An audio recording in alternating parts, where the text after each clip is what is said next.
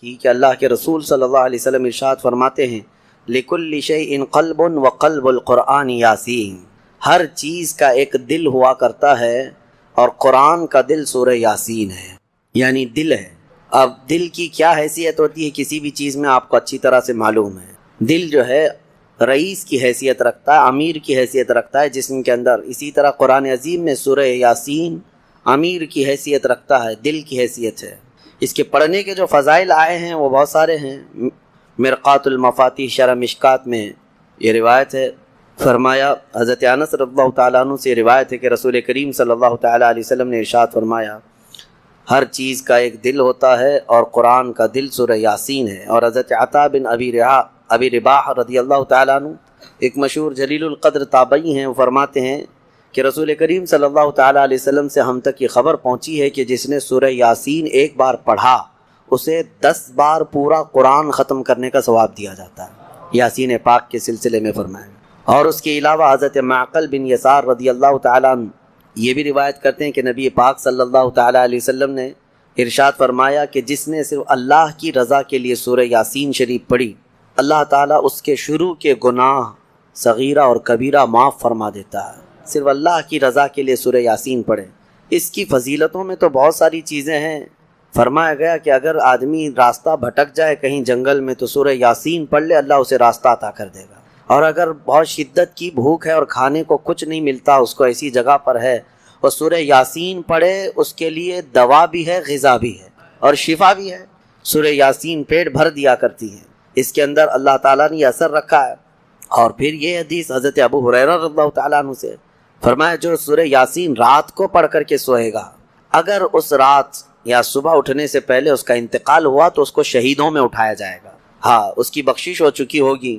اور پھر یہ نبی پاک صلی اللہ تعالیٰ علیہ وسلم نے بھی ارشاد فرمایا، حضرت معقل بن یسار سے یہ بھی روایت ہے کہ حضور نے فرمایا اس کو اپنے مردوں کے قریب پڑھا کرو، یعنی جو شخص انتقال کے قریب آ چکا، نزع کا وقت ہے، سکرات کا وقت جس کو کہتے ہیں، ایسے وقت میں اس کے سرہانے کے پاس بیٹھ کر سورہ یاسین کی تلاوت کریں۔ یہ روایت کئی احادیث میں ہے، امام احمد نے، حضرت یہ ابو داؤد نے، نسائی نے، ابن ماجہ نے، سب نے اس کو روایت کیا۔ اور یہ فرمایا گیا ہے کہ جو سورہ یاسین کی تلاوت ہوتی ہے قریب الموت شخص کے پاس تو اس کے روح نکلنے کی تکلیف میں اللہ آسانی فرما دیتا ہے، تخفیف ہو جاتی ہے۔ ایک عجیب و غریب حکایت ملتی ہے، امام احمد بن حنبل رضی اللہ تعالیٰ عنہ مشہور اماموں میں سے ایک ہے، محدث جلیل جن کو 5 لاکھ حدیثیں یاد تھیں۔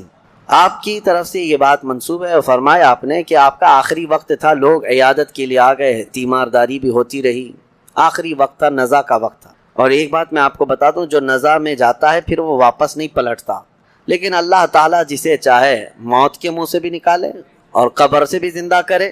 امام احمد بن حنبل کے متعلق ہے کہ وہ نزع کے حالت میں جا کر قریب الموت تھے، اس کے بعد پھر وہ صحیح بھی ہو گئے، پھر آ گئے، کیونکہ انہیں کچھ بتانا تھا۔ کہا کہ میری روح نکلنے کے قریب تھی، نزع کا وقت تھا، شدت کا درد تھا، ایسا درد کہ مکھی بیٹھے تو لگتا پہاڑ بیٹھا ہوا ہے، ایسی تکلیف۔ فرماتے ہیں اسی اثنا میرے پاس ابلیس آیا اور پانی لے کر کے آیا، مجھے ایک بوند پانی بھی ایک ندی کے برابر لگتا، اور وہ کہتا احمد بن حنبل میری طرف دیکھو، میں میٹھا پانی لایا ہوں، زندگی بھر تم جس کی عبادت کرتے تھے اس نے تو تم کو تکلیف میں چھوڑ دیا، لیکن میں تمہیں تکلیف میں نہیں چھوڑوں گا، تم نے مجھے پہچانا ہی نہیں، میں اصل بندوں کی دیکھ بھال کرتا ہوں۔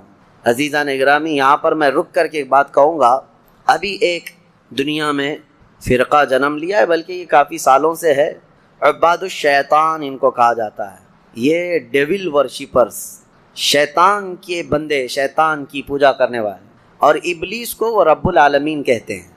وہ کہتے ہیں اصل جو چیز ہے وہ ابلیس ہی ہے، تم لوگ سب جو ہے جس کو خدا کہہ رہے وہ خدا ہے نہیں، شیطان جو ہے وہ اصل خدا ہے۔ الومناتی کا پورا نظام اسی پر جمع ہوا ہے، اگرچہ اس کو سیکریٹ اور خفیہ کہتے ہیں، کوئی چیز سیکریٹ اور خفیہ نہیں، اوپنلی بہت ساری چیزیں ان کی ہوتی ہیں، لیکن وہ ہر ایک کے دماغ میں یہ ڈالنا چاہتے ہیں کہ اصل خدا یہ ابلیس ہے، شیطان ہے، تم نے نام اس کا شیطان رکھا ہے، اصل میں وہ رب العالمین ہے، نعوذ باللہ۔ اگر ان لوگوں سے پوچھیں جو الومناتی کا عقیدہ رکھتے ہیں یا ان کی ہاں میں ہاں بھرتے ہیں، یا پھر ان کے آگے پیچھے بھاگتے ہیں دولت کو دیکھ کر کے. وہ کہتے ہیں ہم کو دنیا میں جو چاہیے وہ سب ہمیں ابلیس دے دیتا ہے.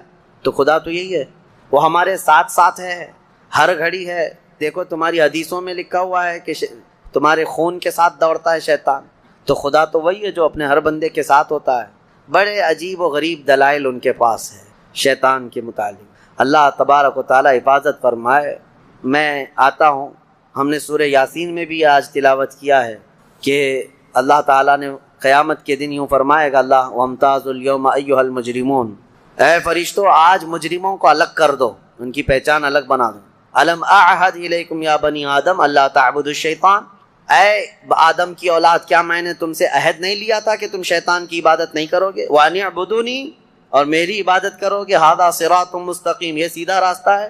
وَلَقَدْ أَضَلَّ مِنْكُمْ جِبِلًّا كَثِيرًا, اس نے تم کو گمراہ کر دیا غلط عادتیں ڈال کر کے. افلم تکونوا تعقلون, کیا تمہیں عقل نہیں ہے؟ یہ قیامت کے دن شیطان کے پجاریوں سے کہا جائے گا. اب پھر رب تعالیٰ فرماتا ہے ہذہ جہنم التی کنتم توعدون اصلوہا, یہ وہی دوزخ ہے جس کا تم سے وعدہ کیا گیا تھا, ڈالو ان کو اس میں. پھر اللہ تعالیٰ فرماتا ہے الیوم نختم علی افواہہم, آج ہم تمہارے منہ پر مہر لگا دیں گے, مہر لگا دی جائے گی. تکلمنا ایدیہم وتشہد ارجلہم بما کانوا یکسبون, تمہارے ہاتھ ہم سے بات کریں گے, تمہارے پیر گواہی دیں گے تم کیا کیا کرتے تھے. قیامت کا منظر ہے سورہ یاسین میں. میں جو بات عرض کر رہا تھا وہ ادھوری نہ رہ جائے. امام احمد بن حنبل کی موت کا وقت تھا, وہ کہتے ہیں شیطان آ گیا. ابلیس کہنے لگا میری طرف دیکھو, میں تمہارا اصل رب ہوں, میں تمہیں تکلیف میں نہیں چھوڑ سکتا, فلاں فلاں فلاں. کہتے ہیں میں عجیب کشمکش میں تھا کہ اس کے ہاتھ سے پانی لے لوں, مجھے مصیبت میں اس حالت میں یہ مدد کے لیے آئے, کیا کروں کیا کروں. گمراہی نزع کے وقت بڑے بڑے لوگوں کا ایمان چلا جاتا ہے. امام احمد بن حنبل کہتے ہیں بچنا تو چاہ رہا تھا لیکن میری طاقت نہیں تھی کہ اس کو بھگاؤں کسی طرح. اچانک ایک خوبصورت نوجوان آیا سفید لباس میں, آتے ہی اس نے گھونسے مارنا شروع کیا ابلیس کو, اور ابلیس اتنی تیز بھاگا کہ پیٹ پھیر کر بھاگتا چلا گیا. امام احمد بن حنبل کہتے ہیں میں اس نوجوان سے پوچھا کہ تو مجھے ابلیس سے بچا دیا اس وقت نزع کے وقت میں, تو کون ہے؟ اس نوجوان نے کہا میں سورہ یاسین ہوں جس کی تم روزانہ تلاوت کرتے ہو, تم روزانہ جو مجھ کو تلاوت کرتے ہو میں وہ سورہ یاسین ہوں. نزع کے وقت سورہ یاسین ایمان کی حفاظت کرے گا, یہاں تک کہ قیامت کے دن اپنے پڑھنے والے کی یہ سفارش کرے گا اللہ کی بارگاہ میں کہ اللہ یہ میری تلاوت کرتا تھا, اس کی بخشش فرما. آخرت کا خوف جب ذہن میں آ جائے تو اس کو خود بخود یہ چیز صحیح کر دیتی ہے. مجھے یاد ہے بہت چھوٹی عمر ہوگی میری, اسکول جب جاتے پہلی جماعت میں بھی نہیں, چھوٹی سی جماعت میں, نمازوں کی پابندی کا الحمدللہ ہمارے گھر میں بڑا اہتمام تھا. میرے والد گرامی عالم دین بڑے نمازوں کی پابندی کا بہت سختی سے اہتمام کرتے. شام کے وقت اسکول چھوٹتی اور آ جاتے تھے تو عصر کی نماز نہیں پڑھی تھی. تو اس وقت جو ذہن میں بات ڈالی گئی تھی, فرمایا میرے والد نے کہا تھا کہ تمہیں پتہ ہے ایک نماز چھوڑنے کا جو عذاب ہے, اس نماز کا جتنی دیر تک ٹائم ہوتا ہے قبر میں فرشتے اتنی دیر تک اسے سزا دیتے رہتے ہیں. اس نماز کا ٹائم جتنی دیر تک ہوگا اتنی دیر تک فرشتے اسے قبر میں عذاب دیتے رہتے ہیں. دعا میں ہمیشہ یہی کیا کرو کہ اللہ ہماری آخرت اچھی کر. یہاں مانگ کر کے کتنا لے لو گے, کتنا لے لو گے, کتنے دن تک. چلو آج آپ نے صحت مانگی, اے اللہ مجھے صحت عطا کر, طبیعت اچھی رکھ, اچھی بات ہے, لیکن کتنے دن تک رہو گے؟ 80 سال, 100 سال.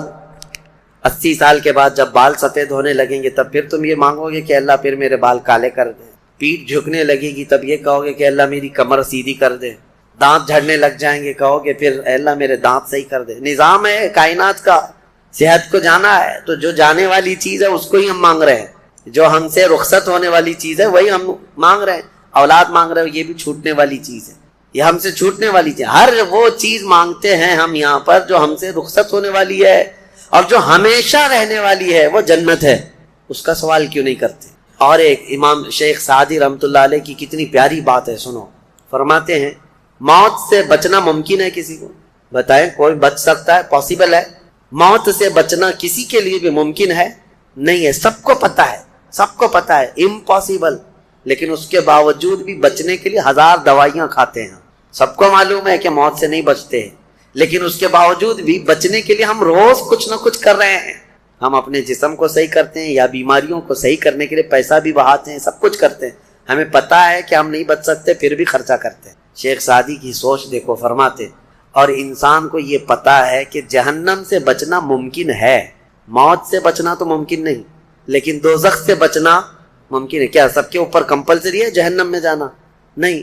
تو جس سے بچنا ممکن ہے اس کے لیے کوشش بھی نہیں کرتا، اور جس سے بچنا ممکن ہی نہیں اس کے لیے روز کوشش کرتا ہے۔ یہ کیسی سوچ ہے انسان کی؟ موت سے نہیں بچ سکتے، کوشش ٹھیک ہے تم دوائیاں کرتے رہو، لیکن کوشش یہ کرو کہ اللہ مجھے دوزخ سے بچا لے، مجھے آخرت کے عذاب سے بچا لے۔ میرے عزیزوں، ہمارا سارا نظام اسلام کا آخرت پر ٹکا ہوا ہے، اسی لیے رب تعالیٰ نے فرمایا من کان یرید حرث الآخرۃ نزید لہ فی حرثہ۔ ایک بات میں آپ کو بتا دوں، اگر اسلام سے آخرت کا کانسیپٹ نکال دیا جائے تو پورا دین کھوکھلا ہو جائے گا۔ یعنی پھر کس چیز کے لیے کر رہے ہو تم؟ نماز کیوں پڑھ رہے ہو؟ چوری سے کیوں بچتے ہو؟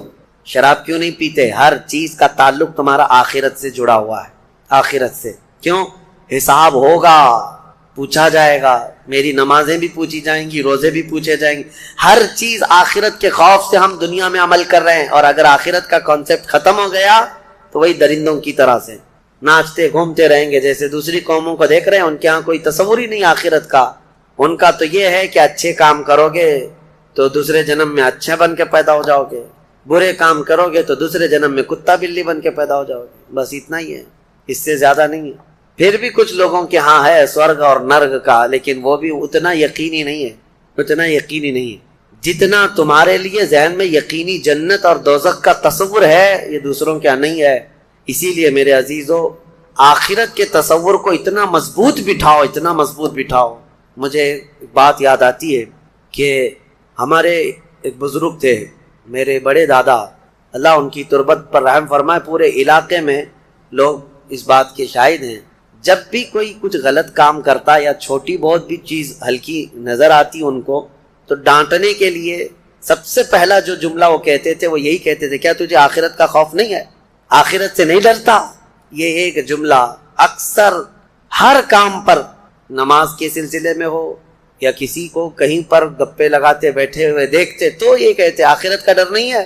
یہ ان بزرگوں کا شیوا رہا ہے، اولیاء اکرام کا ترہ امتیاز رہا ہے کہ وہ اپنے سارے اعمال آخرت کے خوف پر رکھے ہوئے ہیں۔ حضرت حاتم اعصم رضی اللہ تعالیٰ عنہ بڑے پائے کے بزرگ ہیں، فرماتے ہیں نماز جب پڑھتے تھے تو کہتے میرا تصور یہی ہوتا ہے کہ موت میرے گردن کے پیچھے، ملک الموت یہی ہے، یہ سوچتا ہوں کہ اب آخری نماز ہے، میری آخری نماز ہے، اور دونوں طرف میرے جہنم کے گڑھے ہیں، ادھر بھی ادھر بھی، میں اگر تھوڑا سا بھی ہل جاؤں تو ہو سکتا ہے ادھر کے گڑھے میں یا ادھر کے گڑھے میں، اور پیچھے ملک الموت ہے اور سامنے رضائے الہی ہے اور جنت ہے، میں بڑھنے کی کوشش کر رہا ہوں۔ اس تصور کے ساتھ وہ نماز پڑھتے تھے، اس تصور کے ساتھ، اور سجدے میں جاتے تو یہ کہتے کہ میرا آخری سجدہ ہوگا، ملک الموت پیچھے ہی کھڑا ہے میری گردن کے پاس، اور اگر میں تھوڑا بہت ہل گیا تو ادھر بھی دوزخ ہے، ادھر بھی دوزخ ہے، سامنے کی طرف مجھے پورا تصور جمانا ہے، رضائے الہی ہے اور جنت میری یہاں ہے۔ تو ان کے سارے تصورات ہر کام میں آخرت پر ڈیپینڈ تھے۔ میرے عزیزو، آج لوگوں میں جو بد عملی آئی ہے اس کی ایک بڑی وجہ یہی ہے، ہمارے بچوں میں اور نوجوانوں میں آخرت کا ڈر کم ہو گیا، ڈر کم ہو گیا۔ یہ جتنے بھیانک گناہوں میں آج ملوث ہیں، ان کو ڈر نہیں ہے، ان کو خوف نہیں ہے۔ میں ایک بات بتاتا ہوں، پچھلے زمانے کی ایک بات ہے کہ ایک پرہیزگار شخص تھے، متقی تھے بنی اسرائیل میں، ایک خاتون جو فحش کاموں میں ملوث رہتی تھی، طوائف تھی یا جیسی بھی، وہ آئی اس عابد کے پاس، یہ پرہیزگار شخص تھا، یہ جب آئی تو کہا کہ رات گزارنے کے لیے میرے پاس کوئی ٹھکانہ نہیں ہے، باہر ٹھنڈی اور بارش ہے، مجھے تھوڑی سی جگہ دے دو۔ اس عابد نے رحم کھا کر اپنے گھر میں عورتوں کے رونے پر کبھی شیطان داخل ہو جاتا ہے، مدد کے لیے عورت رونا دھونا جب کرتی ہے تو اچھوں کا ایمان ختم ہو جاتا ہے۔ وہ عورت رونے لگی کہ میرا خود کوئی سہارا نہیں، بارش میں بھیگ جاؤں گی، میں تڑپ تڑپ کے ختم ہو جاؤں گی۔ اس عابد شب زندہ دار اس نے اپنے خانقاہ میں جگہ دی تھی۔ جب رات ہو گئی تو وہ عورت آئی اس کے سامنے آئی اور اوریانیت کے ساتھ عجیب و غریب حرکتیں کر کے اس کو گناہ پر ابھارنے لگی۔ وہ عابد تنہا تھا، وہ قریب آیا، اس کے بعد پوچھا کیا چاہتی؟ کہا چل کوئی نہیں ہے، رات میں کوئی نہیں ہے، ہم لوگ اپنے جسموں کی سکون حاصل کر لیں۔ اس عابد نے کہا کہ ٹھیک ہے، میں اس سے پہلے تھوڑی دیر میں بھی آتا ہوں، خواہش ہے تیرے ساتھ آ جاتا ہوں، سوتا ہوں، لیکن اس سے پہلے میں دیکھتا ہوں۔ اس نے کیا کیا، گھر میں جو چراغ جل رہا تھا، بہت اس وقت مشال جلائے جاتے تھے، کرنٹ تو نہیں، لائٹ نہیں، مشال جو جلائے جاتے تھے، اس نے وہ مشال کو قریب کیا، پہلے اس میں اپنی انگلی لگایا تو چمڑی جل گئی، ہاتھ جھٹکنے لگا۔ وہ خاتون تیار کھڑی تھی، پوچھنے لگی کہ کیا کر رہا ہے، کہا رک جا دیکھ رہا ہوں۔ تھوڑی دیر کے بعد دوسری انگلی آگ میں لگایا، چمڑی جل گئی۔ پھر اس کے بعد وہ اسی طرح جلاتا رہا انگلی کو۔ اس خاتون نے پوچھا کہ کیا کر رہے ہو تم؟ اس عابد نے کہا میں دیکھ رہا ہوں، اس آگ کو میں برداشت کر سکتا ہوں تو پھر ٹھیک ہے، میں یہاں مزے بھی کر لوں گا، اس لیے کہ جہنم کی آگ اس سے 70 گنا زیادہ تیز ہے، میں نے سنا ہے، دیکھ رہا ہوں کہ یہاں کی آگ میں برداشت کر پاتا ہوں۔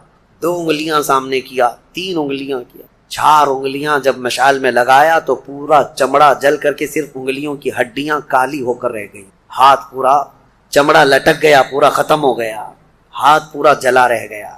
وہ عورت چیخ مارنے لگ گئی کہ کیا کر رہا ہے، چمڑے کے جلنے کی بو آنے لگ گئی۔ اسی اثنا میں وہ عورت چیخ مار کر کے باہر نکلتی ہے کہ بچاؤ مجھے، بچاؤ، یہ پاگل ہو گیا، پاگل ہو گیا۔ بادشاہ کی پولیس وہاں سے گزر رہی تھی، آئی اور اس نے پوچھا کہ کیا ہوا ہے، کہا کہ اس عابد نے میری عزت پر حملہ کر دیا۔ تو پولیس اندر گھس گئی، دیکھا تو یہ بیٹھا ہوا تھا، اب آؤ دیکھا نہ تاؤ، حملہ کر دیا اس پر۔ لوگوں کو باہر پتہ چل گیا کہ ایسا ایسا ہوا ہے، ایک عورت آئی تھی اور اس پر عابد رات کو تنہائی میں اس کے ساتھ منہ کالا کر رہا تھا۔ تو لوگوں نے مارنا شروع کیا، اتنا مارا کہ وہ عابد مر گیا، انتقال ہو گیا، ختم ہو گیا۔ اب مسئلہ یہ ہے کہ اب لوگوں میں یہ بات پھیل گئی کہ اتنے سالوں جس کو ہم نے عبادت میں دیکھا تھا وہ ایک عورت کے چکر میں آخری وقت بہک گیا اور منہ کالا کر لیا۔ اب اس کے بعد اس کو اٹھاتے ہیں، اٹھا کر کے قبرستان میں جب دفن کرنے کے لیے رکھا گیا، قبر میں جیسی رکھتے ہیں اس قبر میں تیز خوشبو بھر چکی ہے، ہر جگہ سے خوشبو کے جھونکے آ رہے ہیں۔ لوگوں نے کہا یہ بدکار آدمی کی قبر میں اتنی خوشبو کہاں سے آ رہی؟ اس کو دفن کر دیا اور یہ بات مشہور ہونے لگ گئی۔ بادشاہ خود بھی آیا، پوچھا یہ کیا مسئلہ کیا ہے؟ تو لوگوں کو جب یہ بات سمجھ میں نہیں آئی تو علماء کو بلایا گیا اور پوچھا گیا کہ کیا مسئلہ ہے؟ کہا گیا کہ یہ بدکار نہیں ہو سکتا، یہ اللہ کی رضا میں انتقال کیا ہے۔ اس خاتون کو پکڑ کر لایا گیا، پوچھا گیا کہ کیا کیا معاملہ ہوا تھا، سچ بتا۔ اس عورت نے بتایا کہ اس کا کوئی مسئلہ نہیں تھا، یہ ڈرتا رہا اللہ سے اور آخرت سے ڈرتا رہا، اور رات میں یہ بیٹھ کر کے اپنی انگلیاں جلا لیا تھا اور یہ کہتا تھا کہ میں دیکھتا ہوں دنیا کی آگ سے میں برداشت کر پاتا ہوں تو ٹھیک ہے میں تیرے ساتھ مزہ کروں گا، نہیں تو پھر آخرت کا عذاب اس سے بھی بڑا سخت ہے۔ وہ یہ کہتا رہا اور میں بھاگ کر گئی، اتنے میں لوگ آئے اور اس کو مار دیے۔ بادشاہ نے پوچھا کہ دیکھو اس کو پھر سے نکالو، نکالا گیا۔ اس خاتون کے بتائے ہوئے اعتبار سے جب دیکھا گیا تو اس کا ہاتھ جلا ہوا ویسے ہی موجود تھا، جلا ہوا ہاتھ ویسے ہی موجود تھا جیسے اس عورت نے واقعہ سنایا تھا۔ پھر لوگوں نے بہت توبہ کی کہ اس کو مارنے کا کیا گناہ تھا، اس کا جرم تھا، لیکن بہرحال وہ شہید تھا۔ اس حکایت کو نقل کر کے فرماتے ہیں صاحب حکایت کہ یہ وہ لوگ تھے جن کا ہر کام آخرت سے جڑا ہوا تھا، وہ ایک حرکت بھی کچھ ان کو دنیا میں ڈگمگ نہیں کرتی، ان کے پاؤں کو نہیں پھسلا پاتی۔ کیوں؟ وہ ڈرتے اس بات سے تھے کہ آخرت میں کیا ہوگا، آخرت میں کیا ہوگا۔ میرے عزیزو، میں آپ کو بتاؤں زنا کی جو سزا ہم نے بتائی تھی، اس سے قبل بھی میں نے بتایا، کوڑے مار دیے جائیں 100 یا سنسار کر دیے جائیں، یہ آخرت میں دی جانے والی سزا کا 100واں حصہ ہے، اس سے 100 گنا زیادہ سزا وہاں پر قیامت میں۔ تو پھر وہ کیسی ہوگی سزا؟ پھر 100 گنا زیادہ سزا کیا ہے؟ اسی لیے فرمایا گیا جہنم کا ہلکا عذاب۔ پوچھا گیا حضور سے سب سے کم عذاب کیا ہوگا، سب سے کم کسی کو عذاب دیا جائے گا اگر دوزخ میں تو کیا ہوگا؟ فرمایا گیا کہ اس کو آگ کی جوتیاں پہنائی جائیں گی جس کی گرمی سے اس کا بھیجا پک کر کے ابل رہا ہوگا، یہ سب سے ہلکا عذاب ہے دوزخ کا۔ پھر جہاں اللہ نے عذاب علیم کہا، عذاب عظیم کہا، عذاب مہین کہا، دردناک عذاب، بڑا عذاب، ذلت والا عذاب، تو پھر وہ کیسا ہوگا؟ بہرحال خلاصہ کلام میرا یہ ہے، آج ہم نے تلاوت میں یہی پایا کہ اے لوگوں تم آخرت کے تصور پہ جیتے رہو، دنیا فانی ہے، دنیا فانی ہے، حساب کا ایک دن آئے گا۔ فَمَن يَعْمَلْ مِثْقَالَ ذَرَّةٍ خَيْرًا يَرَهُ وَمَن يَعْمَلْ مِثْقَالَ ذَرَّةٍ شَرًّا يَرَهُ۔ اللہ فرماتا ہے جس نے رائی کے دانے کے برابر نیکی کی وہ بھی دیکھے گا قیامت کے دن، اور جس نے رائی کے دانے کے برابر برائی کی وہ بھی قیامت کے دن دیکھے گا۔ آخرت آخرت آخرت، اپنے بچوں میں بھی ڈر اسی بات کا ڈالو کہ اللہ کریم کے ہاں حساب ہونا ہے، اللہ کے ہاں حساب ہونا ہے۔ آپ کو بتائیں وہ صحابی رسول جو گھر فجر کی نماز دوڑ کر کے چلے جاتے تھے، حضور کے پیچھے نماز پڑھتے تھے، کیوں؟ صحابہ اکرام نے ان کی شکایت کی تھی کہ یا رسول اللہ یہ نماز پڑھ کے اتنی تیزی سے بھاگ جاتے۔ حضور نے ان سے کہا پوچھو، ایک دن پکڑو۔ ایک دن انہیں روک لیا گیا، پوچھا گیا کیوں اتنی جلدی چلے جاتے ہو؟ انہوں نے کہا میرا پڑوسی ایک یہودی ہے، اس کے آنگن میں کھجور کا ایک درخت ہے اور اس کے شاخیں میرے آنگن میں بھی آئی ہیں، پکی کھجوریں صبح صبح گر جاتی ہیں آنگن میں، میرے بچے اٹھ جائیں تو کہیں وہ کھجوریں اٹھا کر کھا نہ لیں، اس لیے میں جلدی چلا جاتا۔